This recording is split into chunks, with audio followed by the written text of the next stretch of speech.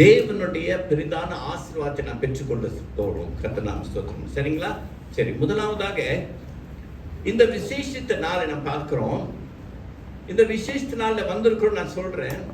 அப்ப இந்த விசேஷ நாளிலே நம்முடைய கர்த்தராகிய இயேசு கிறிஸ்துவானவரை குறித்து நாம் தியானிக்கிறோம்.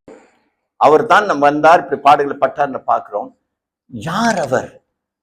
அந்த நம்முடைய கர்த்தராகிய இயேசு கிறிஸ்து சொல்லும்போது யார் அவர்? அவரை பற்றி நாம் சுருக்கமா பார்க்கலாம். இந்த கேள்வி நம்ம எல்லாருக்கும் தெரியும், பட் ஆனால் அது ஒரு கேள்வியை நம்ம யோசித்து அதுக்கு என்ன பதில் என்று நாம் வேதத்திலிருந்து பார்ப்போம். யார் இந்த கர்த்தராகிய இயேசு கிறிஸ்துவானவர்? மத்தேயு பாருங்க, மத்தேயு 21 அதிகாரம் 10 வசனத்திலே சொல்லப்பட்டிருக்கு. அந்த வசனத்தை வாசிக்கலாம். மத்தேயு 21:10. Matthew chapter 21 verse 10.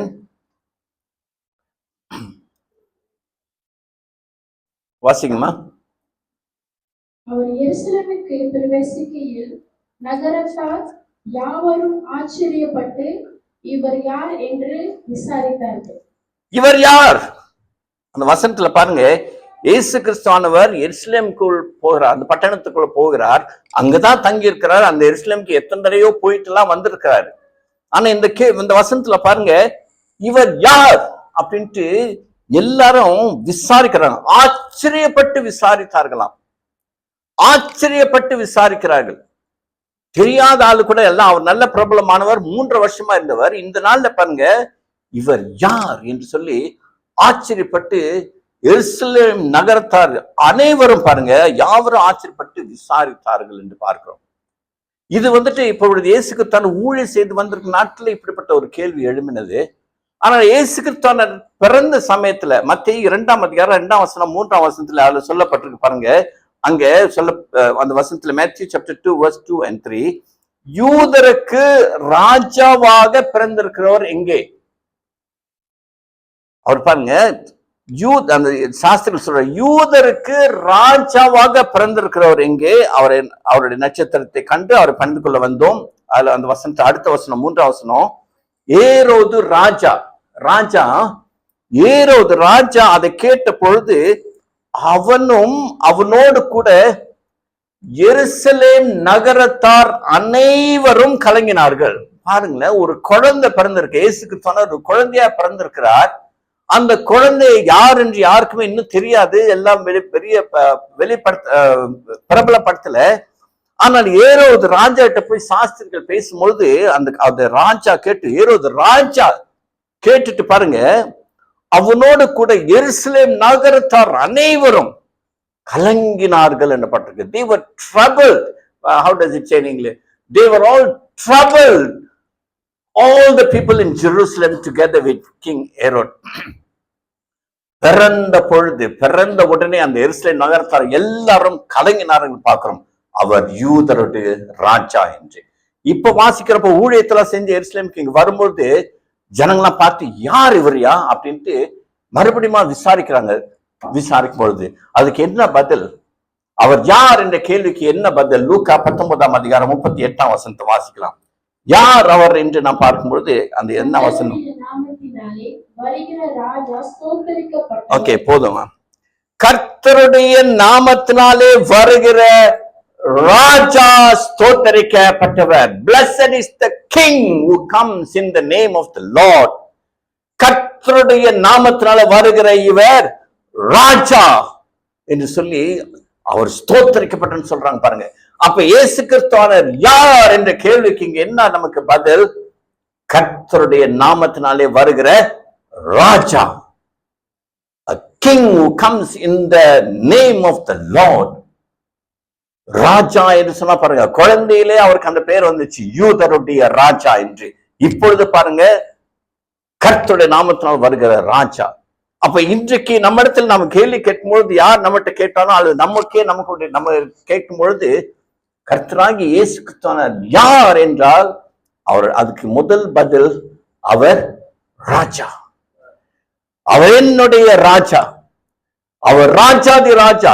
அப்ப இன்றைக்கு நாம் இன்னைக்கு வந்திருக்கிறோம், அவரை சேவிக்கிறோம், அவரை வணங்குகிறோம், அவரை தேடுகிறோம், அவரை பற்றி நாம் தியானிக்கிறோம். சொன்னா யாரை பற்றி? ஒரு ராஜா. என்னுடைய ராஜாவை பற்றி நான் தியானிக்கிறேன். என்னுடைய ராஜா அவர் என்ற அந்த நம்பிக்கை, அந்த விசுவாசம், அந்த உறுதியின் அந்த சந்தோஷம் நம் ஒவ்வொருவருக்கும் இருக்க வேண்டும். அப்ப பாருங்க, இன்றைக்கு ராஜாவே நம்ம தேடி வந்திருக்கிறார், ராஜாவை நம்ம ஆராதிக்கு வந்திருக்கிறோம் அப்படின்னு சொல்லும்போது அந்த ராஜாவுக்கு எப்படி இருக்கும்? அவரை தேடி வந்தாக்க அவருக்கு சந்தோஷமா இருக்கும். என்னுடைய பிள்ளைகள் என்னை தேடி வந்திருக்கிறார், அவர் என்ன செய்வார்? சந்தோஷப்படுவார். இன்றைக்கு ராஜாவாக அந்த பூமிக்கு வந்த நம்முடைய கர்த்தராகிய இயேசு கிறிஸ்துவானவர் அன்று 2000 வருஷங்களுக்கு முன்பதாக என்ன செய்தார்? என்ன காரியங்களை அவர் செய்தார்? எதற்காக பூமிக்கு வந்தார்? என்னென்ன செய்தார் என்பதை குறித்து நம்ம சுருக்கமா நாம் பார்க்கலாம். இந்த நாள் நமக்கு விசேஷத்த நாள். ஆக இந்த விசேஷத்த நாள்ல நமக்காக பூமிக்கு வந்த அந்த ராஜா, இருந்த ராஜா இப்பொழுது வரப்போகிற ராஜா, இந்த ராஜா என்ன செய்தார் என்று நாம் சுருக்கமாக ஒரு வீடியோ கிளிப்பை நம்ம பார்க்கலாம். அந்த வீடியோ கிளிப் பார்த்த பிறகு தேவ வசனங்கள் இருந்து ஒரு சில வசனங்களை நாம் பார்த்து நாம் தியானித்து முடிக்கலாம். வீடியோ கிளிப் இல்லையா? Okay, never mind. சரி, the slides. ஓகே, அப்ப இயேசு கிறிஸ்துவானவர் பாருங்க, வீடியோ கிளிப் அவங்களுக்கு கிடைக்கல, பரவாயில்ல. பட் இயேசு கிறிஸ்துவானவர், கர்த்தராகிய இயேசு கிறிஸ்துவானவர் ராஜாவாக அவர் பூமிக்கு எதற்காக வந்தார், ஏன் வந்தார் என்று பார்க்கும்பொழுது, அவர் எருசலேம் இஸ்ரவேல் தேசத்துல தான் அவர் பிறந்தார், வளர்ந்தார், ஊழியம் செய்தார் என்று பார்க்கிறோம். அதன் பிறகு சிலுவையிலே அவரை அடித்தார்கள். எல்லாருக்கும் தெரியும், அந்த படங்கள்லாம் பார்த்திருப்பீங்க தானே? பார்த்திருக்கீங்க. சிலுவையில அந்த படத்தை தான் எடுக்க சொன்னேன், எனக்கு கிடைக்கல, பரவாயில்ல. சிலுவையிலே அவரை அறிந்தார்கள். எப்படி அறிந்தார்கள்? சாட்டையினால் அடித்தார்கள். தலை மேல முள் கிரீடத்தை வைத்து அவரை ரத்தம்லாம் வடிமுடியா செய்தார்கள். ஈட்டியிலே விழாவிலே குத்தினார்கள். இப்படி சரீரம் முழுவதும் உச்சம் தலையிலிருந்து உள்ளங்கால் வரைக்கும் காயப்படுத்தப்பட்டார். கடைசியில சிலுவையில 2 கரங்களிலும் 2 ஆணியை வைத்து, கால 2 சேர்த்து ஒரு ஆணியை வைத்து அவரை சிலுவையில அரைந்து அவரை தொங்க விட்டார்கள். இப்படிப்பட்ட பாடுகளை அவர் கடந்து சென்றார் நமக்காக. ஏன் இதற்காக இப்படிப்பட்ட பாடுகளை அவர் பட வேண்டும்? எதற்காக இப்படிப்பட்ட பாடுகளை பட வேண்டும்? அவர் என்ன செய்தார்? ஒரு ராஜாவாக பூமிக்கு வந்தவர் ஏன் இப்படிப்பட்ட பாடுகள் அவருக்கு? எதற்காக அந்த பாடுகளை பட்டார்? அப்படி பாடுகளை பட்டு தம்முடைய ஜீவனை அவரா கூடி இருந்தவங்க யாரும் அவரை சாவடிக்கல. அவராவே என்ன செய்தார்? தன்னுடைய ஜீவனை ஒப்பு கொடுத்தார். ஒப்பு கொடுத்து அதன் பிறகு 3ஆம் நாளிலே அவர் உயிரோடு எழுந்தார் என்று வேதத்தில் வாசிக்கிறோம். மரித்தவர் மறுபடியும் உயிரோடு எழுந்தார். இன்றைக்கு உலகத்திலேயே காலியா இருக்கிற கல்லறை என்று ஒன்று என்றால் அது கர்த்தராகிய இயேசு கிறிஸ்துவினுடைய கல்லறை மாத்திரம்தான். பூமியில வந்த எந்த மனுஷர்களும் சரி, இதுவரைக்கும் மரித்து போனவர்கள் தான். மரிக்காமல் அவருடைய கல்லறை உயிரோடு எழுந்து வேற யாருமே கிடையாது. நம்முடைய கர்த்தராகிய இயேசு கிறிஸ்துவானவர் மாத்திரம்தான் அவருடைய கல்லறை இன்றும் காலியா இருக்குது. அதை ஒரு சில ஸ்லைட்ஸ் மூலமா நாம் பார்க்கலாம். பாருங்களா, அந்த கல்லறை எப்படி இருக்கிறது? அதை இது சிட்டி ஆஃப் டேவிட் சொன்ன, இது எருசலேம்ல தாவீது நகரம். இது அது இப்ப இந்த அந்த முதல் பேக் ஓகே, பின்னால் அந்த வாசல் தெரியுது பார்த்தீங்களா, குகைமார் இருக்குல்ல, அதுதான் இயேசு கிறிஸ்துவானவரை அடங்க பண்ணின அந்த கல்லறை. அந்த கல்லறையின் வாசல் திறந்தே வைக்கப்பட்டிருக்கிறது. இன்றைக்கு இது இப்போ உள்ளது. நான் இப்பொழுதும் இன்றைக்கும் இயேசு கிறிஸ்துவினுடைய கல்லறை இப்படியாக திறந்து வைக்கப்பட்டிருக்கிறது. ஓகே, உள்ளுக்கு காட்டுங்க, நெக்ஸ்ட் ஸ்லைட். இந்த உள்ளுக்கு, அந்த கல்லறை உள்ளுக்கு, இதைத்தான் அவரை வைத்திருந்த அந்த இடம். அவர் இறந்த பிறகு அவருடைய சரீரத்தை வைத்த இடம் தான் இந்த இடம். பாருங்க, அந்த இடம் இன்றைக்கும் இருக்கிறது. ஆனா எப்படி இருக்கிறது? காலியாக இருக்கிறது. அவருடைய எலும்புகள்லாம் போயிட்டு அங்க இருக்கிறது கிடையாது. அந்த இடம் இன்னும் காலியாக இருக்கிறது. இது கர்த்தராகிய இயேசு கிறிஸ்துவினுடைய கல்லறை இன்றைக்கும் காலியா இருக்கிற கல்லறை. ஏனென்றால் அவர் உயிரோடு எழுந்தார். Next slide. இது பாக்குறாங்க, வாய்ஸ் தான் பாக்குறாங்க. அது உள்ளுக்கு அந்த அவர் வைத்த இடத்த இப்படி வேலி அடைச்சிருக்கிறாங்க. ஏன்னா அந்த இடத்துக்கு யாரும் போகக்கூடாது அப்படின்னு சொல்லிட்டு. Next slide. ஓகே, இந்த கல்லறை முதல்ல வந்திருக்கணும். இது அதுக்கு முன்பதாக இயேசு கிறிஸ்துவானவர் என்ன செய்தார்? சிலுவையின் பாடுகளை கடந்து செல்வதற்கு முன்பதாக கெத்செமனே என்னப்பட்ட ஒரு தோட்டத்துக்கு போனார். அந்த கெத்செமனே தோட்டத்தில் தான் அவர் வந்துட்டு கடைசியாக இருந்து ஜெபம் பண்ணினார். இது அந்த கெத்செமனே தோட்டத்துக்கு போகிற வாசல். Next one, next slide. இது வந்துட்டு அந்த கெத்செமனே தோட்டம். வேதத்துல வாசிக்கிறேன், இந்த இடத்துல தான் இயேசு கிறிஸ்துவானவர் போயிட்டு அங்கே கடைசியாக அவர் ஜெபம் செய்தார். அந்த தோட்டம், இயேசு கிறிஸ்துவானவர் போய் ஜெபம் செய்த அந்த தோட்டம் இன்றும் இருக்கிறது. அதுல உள்ள மரங்கள் எல்லாம் அன்றைக்கு இருந்த மரங்கள். இன்னும் அடுத்த ஸ்லைட்ஸ் இருக்கான். இந்த மரங்கள்லாம் பாத்தீங்கன்னு சொன்னா 2000 வருஷங்கள் வயதுள்ள மரங்கள். இயேசு கிறிஸ்துவானவர் இருக்கும்போது இருந்த மரங்கள் இன்னும் அப்படியே இருக்கிறது. அதை அப்படியே பாதுகாத்து வைத்திருக்கிறார்கள். அப்ப பாருங்க, மனுஷங்க கூட நம்ம 60, 70, 80 வயசு தான், 100 வயசு நம்ம மகாத்திற்கு இருக்கிறாரு. ஆனால் இந்த மரங்கள்லாம் பாருங்க 2000 வருஷம் இன்னும் இருக்கிறது. இயேசு கிறிஸ்துவானவர் அங்கே சிலுவையில் அவர் கடைசியாக கெத்செமனே தோட்டத்தில் போயிட்டு ஜெபம் செய்த அந்த கெத்செமனே தோட்டம். நெக்ஸ்ட் டைம், இது அந்த தோட்டம் தான், கெத்செமனே தோட்டம். இந்த இடத்துல தான் ஒரு சீஷரோட போயிட்டு ஸ்லைட் பிஃபோர் அது கெத்செமனே பின்னால் இருக்கிறதுலாம் கெத்செமனே தோட்டம். ஓகே, இந்த படத்தை பாருங்க, பெரிய ஒரு தோட்டம். அந்த தோட்டத்தில் தான் இயேசு கிறிஸ்துவானவர் அடிக்கடி போயிட்டு சீஷரோட போயிட்டு அவர் ஜெபம் செய்வார். Okay, next one. ஓகே, இது வந்துட்டு அந்த வெள்ளையா இருக்கிறது வந்து கற்பாறை. அந்த பாறை என்ன சொன்னா, இயேசு கிறிஸ்துவானவர் தனியா போயிட்டு ஒரு கல்பாறை மேலே முகம் குப்புற விழுந்து அவர் என்ன செய்தார், மன வியாக்குலத்தோடு ஜெபம் பண்ணார். அப்பொழுது ஜெபம் பண்ணும்போது தான் அவருடைய வேர்வையெல்லாம் ரத்தமாய் சிந்தினது என்று வேதத்தில் நாம் வாசிக்கிறோம். அந்த பாறை தான் அந்த அந்த அந்த வெள்ளையா இருக்கிறது. அந்த இடத்துல இப்பொழுது வந்து ஒரு சர்ச் ஆலயத்தை கட்டி இருக்கிறார்கள். ஓகே, நெக்ஸ்ட் ஒன், முடிச்சிடும். ஓகே, இது வந்துட்டு பாருங்க, இயேசு கிறிஸ்துவை விசாரிப்பதற்காக பிரதான ஆசிரியர் இடத்துல கூட்டிட்டு போனாங்க. அப்ப பிரதான ஆசிரியர் வீட்டுல போயிட்டு அவரை விசாரிக்கிறதுக்கு வீட்டுக்குள்ளேயே ஒரு பாதாள அறை இருக்கு. அந்த பாதாளம் வந்து ஏற்கனவே 2-3 மாடி கீழே இருக்கும். அந்த கீழே பாதாளத்துக்கு போகிற அறை, அடுத்த இன்னொரு ஸ்லைட் இருக்கா, அது கீழே போனா பாருங்க எல்லாம் கற்பாறை. அப்ப அந்த அவர் மேல வீடு, கீழே பாதாள அறை, அதுக்கு அடியில தான் கொண்டு போய் அவரை போயிட்டு அது ஒரு லோக்கா போல. அங்க எப்படிதான் இருந்துச்சுன்னு எனக்கே தெரியல. ஏக்கான் கிடையாது அந்த காலத்துல, ஏக்கான் இருந்திருக்காது, லைட் இருந்திருக்காது, எப்படிதான் இருந்தாருன்னு எனக்கு தெரியல. அப்படிப்பட்ட பாதாள அறையில வைத்திருந்தார்கள். அது வந்துட்டு ஒலிவமலை. ஓகே, சரி, அதை க்ளோஸ் பண்ணிங்க போதும்.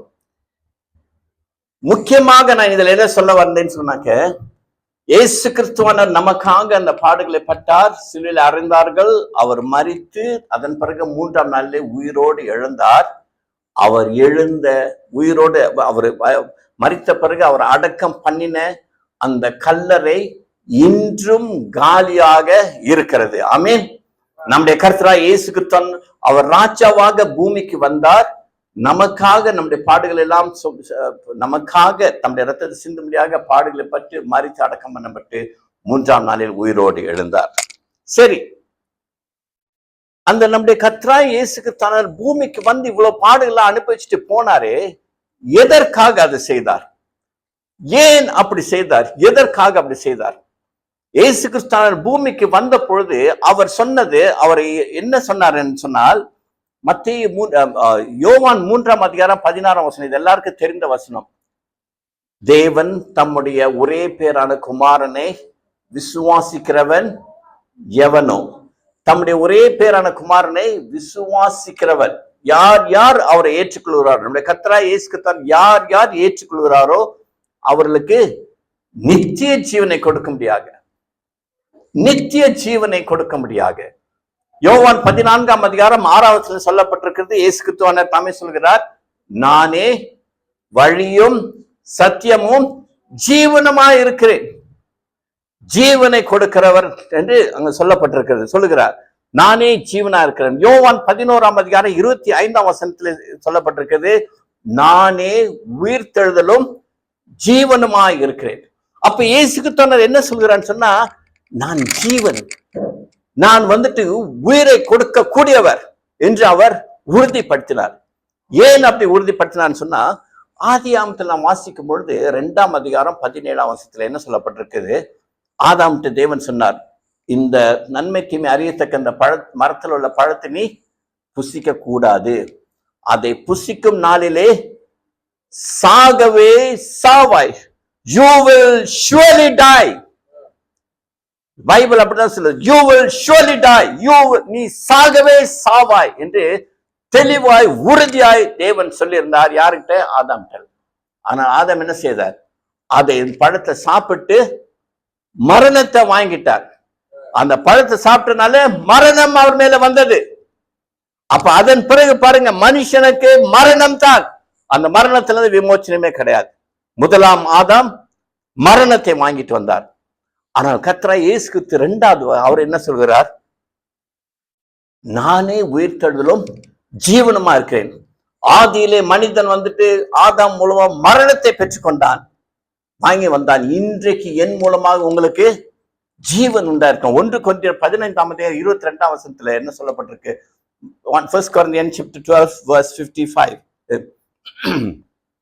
No, chapter 15 verse 22. அந்த வசனத்துல வாசிமா.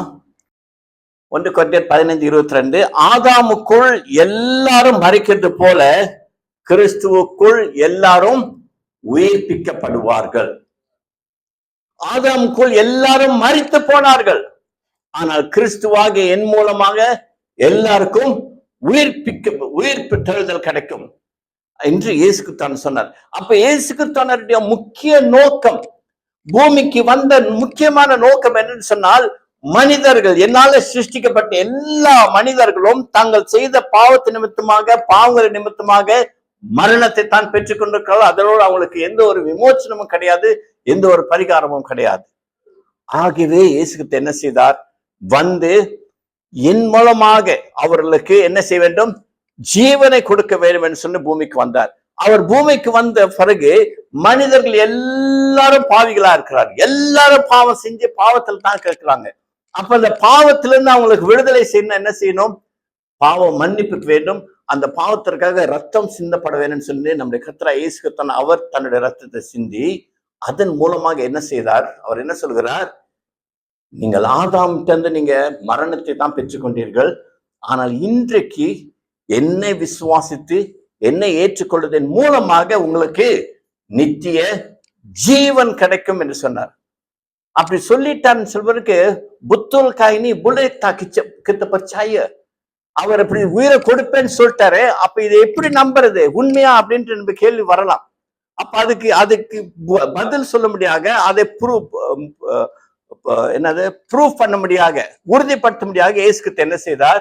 லூக்கா 8:54 ஒரு சின்ன பெண்ணு மரிச்சு போச்சு. அந்த பெண்ணை பார்த்து என்ன சொன்னார்?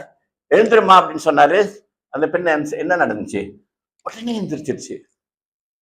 அப்புறம் லூக்கா 7:17 வாசிக்கும் பொழுது ஒரு வாலிப பையன் அப்பதான் தூக்கிட்டு போறாங்க அடக்கம் பண்றதுக்கு. இயேசு கிறிஸ்து நிப்பாட்டிட்டு பார்த்துட்டு, வாலிபனை எந்திரு அப்படின்னு சொன்னாரு. உடனே எந்திரிச்சிட்டான். மூன்றாவது பாருங்க, யோவான் 11:43 நினைக்கிற லாசரு வந்துட்டு பாருங்க, லாசரு இன்னும் மோசம். 4 நாள் ஆயிடுச்சு. 4 நாளான கிட்டேயே போக முடியாது. நாரி போய் கிடக்கிற மனுஷன் அவனை பார்த்து கதவு அந்த கல்லத்தை பட்டிப்பட்டு, லாசரு கமான் வெளியே வா அப்படின்னு சொன்னாரு. ஒரு வார்த்தை தான். 3 சம்பவத்துல பாருங்க, எழுந்திரே பொண்ணை எழுந்துருன்னு சொன்னாரு, வாலிபனை எழுந்துருன்னு சொன்னாரு, லாசரு கல்லறை விட்டு வெளியே வாடா அப்படின்னு சொன்னாரு. 3 சமயத்துல செத்து போனவர்கள், முடிந்தது என்று நினைத்தவர்கள், சாப்டர் க்ளோஸ் என்று நினைத்தவர்கள் உயிரோடு எழுந்து வந்தார்கள்.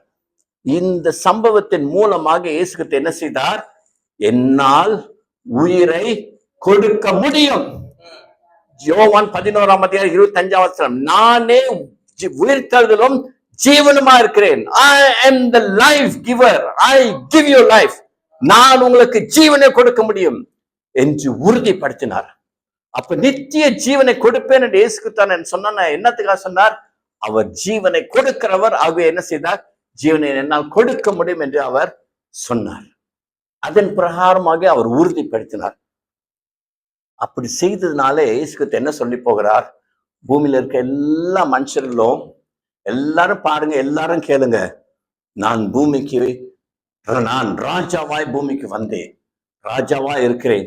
என்னுடைய அதிகாரம் என்ன அதிகாரம் என்று சொன்னால், மரணத்தை அகற்றி போட்டு, மரணத்தை நீங்கள் சாபமா வாங்கி கொண்டது உங்களை எல்லாருடைய மரணத்தை அகற்றி போட்டு நான் உங்களுக்கு நித்திய ஜீவனை கொடுப்பதற்காக நான் வந்திருக்கிறேன். அதற்கத்தான் இயேசு சொன்னார் யோவான் 6:14 நானே வழி, நானே சத்தியம், நானே ஜீவன். It is only through me that you can get life. I am the way, the truth and the life. என் மூலமாக மாத்திரம் தான் உங்களுக்கு ஜீவன் கிடைக்கும் என்று சொன்னார். அப்ப இன்றைக்கு நமக்கு ஜீவன் கிடைக்க வேண்டும் என்று சொன்னால், நமக்கு பூமியில வாழ்ற வாழ்க்கை, இன்னைக்கு பூமியில நம்ம எல்லாரும் வாழ்கிறோம். இந்த வாழ்க்கையை முடித்துட்டு நம்ம போகிறோம்னு சொன்ன, எங்க போறோம்ட்டு யாருக்குமே தெரியாது. நம்ம எல்லாரும் சொல்லலாம், நான் மரித்த பிறகு நான் சொர்க்கத்துக்கு போவேன்னு சொல்லிட்டு. ஆனாலும் யாருமே வந்துட்டு ஒரு தெளிவாக, தைரியமாக, உறுதியாக இப்படிப்பட்ட ஒரு வார்த்தைகளை சொல்லவே முடியாது, சொன்னதும் கிடையாது. இயேசுக்கு தவிர அவர் என்ன சொல்கிறார்? நானே உங்களுக்கு ஜீவன், நான் உங்களுக்கு உயிரை கொடுப்பேன் என்று சொன்னார். வெளிப்படுத்தல் 14:13 சொல்லப்பட்டிருக்கிறது, கர்த்தருக்குள் மரிக்கிறவர்கள் இது முதல் பாக்கியவான்கள். நாம் சரீர பிரகாரமாக நாம் கர்த்தருக்காக அவரை ஏற்றுக்கொண்டு, அவரை வணங்கி, அவரை விசுவாசித்து நாம் வாழ்ந்து அவருக்குள் நாம் மரிக்கும் பொழுது, கர்த்தருக்குள் மரிக்கிறவர்கள் இது முதல் பாக்கியவான்கள் என்று சொல்லப்பட்டிருக்கு. 1 தெசலோனிக்கேயர் 4:16 சொல்லப்பட்டிருக்கிறது. 1 Thessalonians chapter 4:16, கிறிஸ்துவுக்குள் மரித்தவர்கள் முதலாவது எழுந்திருப்பார்கள். கிறிஸ்துவுக்குள் மரித்தவர்கள் முதலாவது உயிரோடு எழுந்திருப்பார்கள். அப்ப இந்த உயிரோடு எழுந்திருப்பார்கள் என்று அவர் இயேசுக்கு தான் சொன்னார். என்னத்துக்காக சொன்னார்? என்னை விசுவாசித்தவர்கள், என்னை ஏற்றுக்கொண்டவர்கள் யாரா இருந்தாலும் சரி, இந்த பூமிக்குரிய வாழ்க்கையை நாம் முடித்துட்டு நாம் போகும் பொழுது நமக்கென்று ஒரு வாழ்வு அங்க நிச்சயமாய் இருக்கிறது. யோவான் 14:2 சொல்லப்பட்டிருக்கிறது, உங்களுக்காக ஒரு ஸ்தலத்தை ஆயத்தம் பண்ண போகிறேன். உங்களுக்காக நான் போய் உங்களுக்காக ஒரு ஸ்தலத்தை ஆயத்தம் பண்ணின பின்பு நான் மறுபடியும் வந்து உங்களை இடத்தில் சேர்த்துக்கொள்ளணும். I go to prepare a mansion for you. அப்ப நமக்காக ஒரு அரண்மனை, நமக்காக ஒரு வீடு, ஒரு வாசஸ்தலம், பெரிய வீடு அங்கே ஆண்டவர் நமக்காக கட்டி வைத்திருக்கிறேன்னு சொன்னா, அது எப்ப நம்ம அனுபவிப்போம்? எப்ப அதை வீட்டுக்குள் பிரவேசிப்போம்? பூமிக்குரிய வாழ்க்கையை நாம் முடித்த பிறகு. இங்க சரீர பிரகாரம் நம்ம கண்களை மூடினால், ஆவிக்குரிய கண்கள் திறக்கப்படும் போது அங்க யார் இருப்பா? நம்முடைய கர்த்தராகிய இயேசுக்கு தான் அங்க நிற்பா, நம்ம அழைத்து போவதற்காக. எங்க? நமக்காக அவர் கட்டி வைத்திருக்கிற அந்த வாசஸ்தலம், அந்த வீட்டுக்கு. இது எவ்வளவு பெரிய ஸ்லாக்கியம் தெரியுங்களா? அப்ப இயேசு கிறிஸ்துவானவர் பூமிக்கு வந்த நோக்கம், அவர் இயேசு கிறிஸ்துவானவர் பூமிக்கு வந்து இவ்வளவு பாடுகளை அனுபவித்ததின் நோக்கம், கர்த்தராகிய இயேசு கிறிஸ்து பூமிக்கு சிலுவையில் அறையப்பட்டு ஒப்பு கொடுக்கப்பட்டு தம்முடைய ரத்தத்தை எல்லாம் சிந்தினதின் நோக்கம் என்னவென்று சொன்னால், நாம் எல்லாரும் ரட்சிக்கப்பட வேண்டும் என்பதற்காக. நாம் எல்லாரும் அந்த பாவத்துல அழிந்து போக கூடாது. நீங்கள் எல்லாரும் என்னுடைய பிள்ளைகள். நான் ராஜாவா இருக்கேன். நான் ராஜாவா இருக்கிறனால என்னுடைய பிள்ளைகளாகிய இவர்கள் எல்லாரும் என்ன எப்படி இருக்கணும்? என்னை போல நான் இருக்கிற இடத்திலே சந்தோஷமாய் மகிழ்ச்சியா வாழ வேண்டும். அதுதான் அவருடைய திட்டம், அவருடைய நோக்கம். ஆகியத்தான் அவர் என்ன சொன்னார்? என் விசுவாசித்து என்னை ஏற்றுக்கொள்கிறவர்கள் எத்தனை பேரா இருந்தாலும் அவர்களை அவர் பிள்ளைகளாக ஏற்றுக்கொண்டிருக்கிறார். அவர்களுக்கு என்ன செய்வாராம்? நித்திய ஜீவனை கொடுப்பேன் இருக்கிறார். ஆகையால் அருமையான தேவனுடைய பிள்ளைகளை, இன்றைக்கு பாருங்க, இந்த நாளில் நாம் குறிப்பாக இந்த கர்த்தராகிய இயேசுக்கு தன் சிலுவையில் அறையப்பட்டு தம்முடைய ஜீவனை கொடுத்து அடக்கம் பண்ணப்பட்டு 3ஆம் நாள் ஞாயிற்றுக்கிழமை ஆண்டிலே ஈஸ்டர் பண்டிகைன்னு சொல்லுவோம். அந்த நாள்ல உயிர் தெரிந்த நாள் நினைவு கூறுவது நம் நோக்கம் என்னவென்று சொன்னால், நமக்காக நாம் என்ன செய்ய பண்ண வேண்டும்? நாம் ரட்சிக்கப்பட வேண்டும். நாம் என்ன செய்ய வேண்டும்? சரீரத்தின் பிரகாரமாக நாம் மரித்து போனாலும் நமக்கு அடுத்த வாழ்வு அங்கே ரெடியாய் ஆயத்தமாய் இருக்கிறது என்ற நம்பிக்கை, விசுவாசம். அப்ப பாருங்க, இப்ப இந்த நாட்டுல இருந்து நம்ம வெளிநாட்டுக்கு போகணும்னு சொன்னா, இப்ப இன்னைக்கு சிங்கப்பூருக்கே போகணும்னு சொன்னாக்க, சும்மா காடி எடுத்து நேரம் நம்ம பாட்டு காடி போயிட முடியுமா? என்ன வேணும்? நமக்கு பாஸ்போர்ட் வேணும். கரெக்டா சொன்னீங்க. ஒரு நாட்டுல இருந்து இன்னொரு நாட்டுக்கு போறோம், நமக்கு பாஸ்போர்ட் வேணும். அந்த பாஸ்போர்ட் அங்க போக முடியாது. அதை மீறி நம்ம போறோம்னு சொன்னாக்க, நீ வந்தா திருட்டுத்தனமா உள்ள நுழையிறன்னு சொல்லிட்டு என்ன செய்வோம்? பிடிச்சி ஜெயில் உள்ள போட்டுருவாங்க.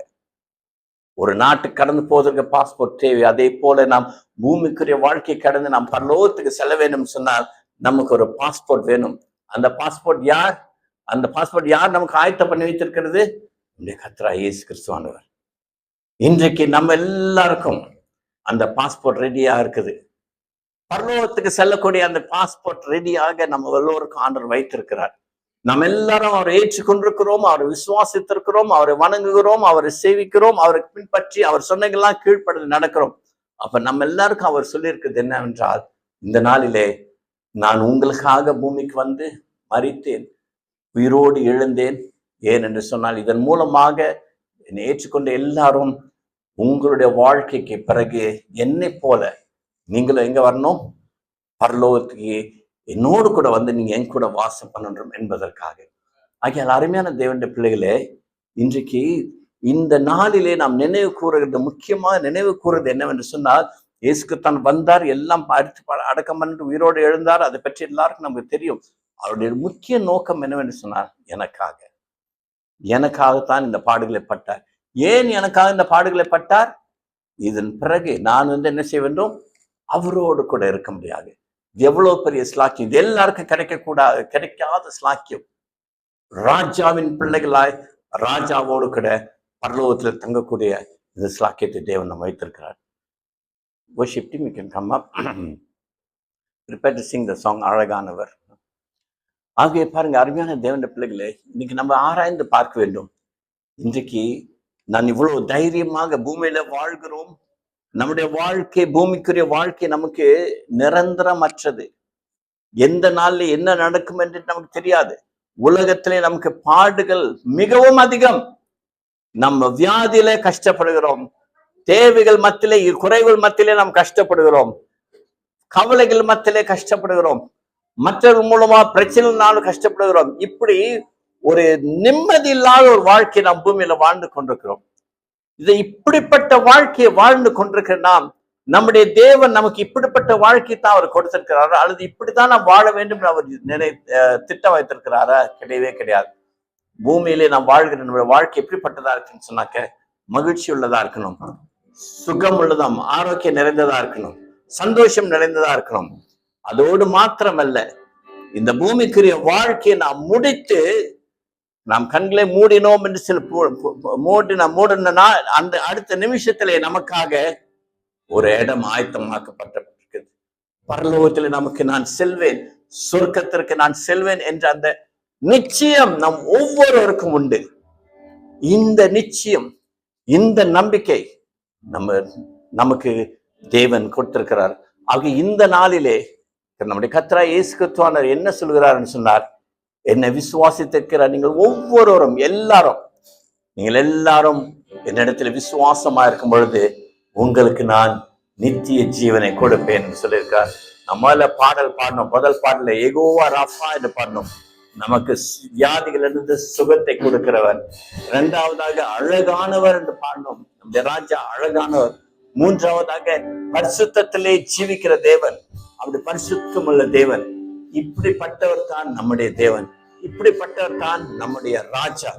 அந்த ராஜா இன்றைக்கு நம்மோடு கூட இருக்கிறார். அந்த ராஜா அவருக்கு நாம் பிள்ளைகளா இருக்கிறோம். ஆகவே நாம் கலங்க வேண்டிய அவசியம் கிடையாது, நாம் சோர்ந்து போக வேண்டிய அவசியம் கிடையாது. நான் சேவிக்கிறவர் என்னுடைய ராஜா, என்னுடைய ஆண்டவர், என்னுடைய தேவன். அவர் என்னை கண்காணிக்கிறவர், என்னுடைய தேவைகளை பூர்த்தி செய்கிறவர், என்னோட நான் வேண்டிக் கொள்ளும் பொழுது எல்லாவற்றையும் எனக்கு பதில் அளிக்கிறவர். எல்லாவற்றுக்கும் மேலாக எனக்கு அவர் நித்திய ஜீவனை கொடுக்கிறவர். நான் பூமிக்குரிய வாழ்க்கையை கடந்து சென்றால் எனக்காக அவர் பரலோகத்திலே ஒரு வாசஸ்தலத்தை ஆயத்தம் பண்ணி எனக்கு ஒரு நித்திய வாழ்க்கை, சந்தோஷம், மகிழ்ச்சி, சமாதானம் நிறைந்த ஒரு வாழ்க்கை வைத்திருக்கிறார் என்ற நம்பிக்கையோடு நாம் வாழ்வோம். கர்த்தர் நிச்சயமாக நாம் ஒவ்வொரு அந்த விதத்திலே ஆசீர்வதிப்பார். இப்பொழுது நாம் ஒரு பாடலை பாடலாம். பாடலை பாடும் பொழுது நாம முதலாவது காணிக்கை எடுப்போம். காணிக்கை எடுத்த பிறகு நமக்கு ராபோஜன பந்தி இருக்கும். ராபோஜனம் முடித்து நாம் ஜெபத்தோடு கூட இந்த நாள் முடிக்கலாம்.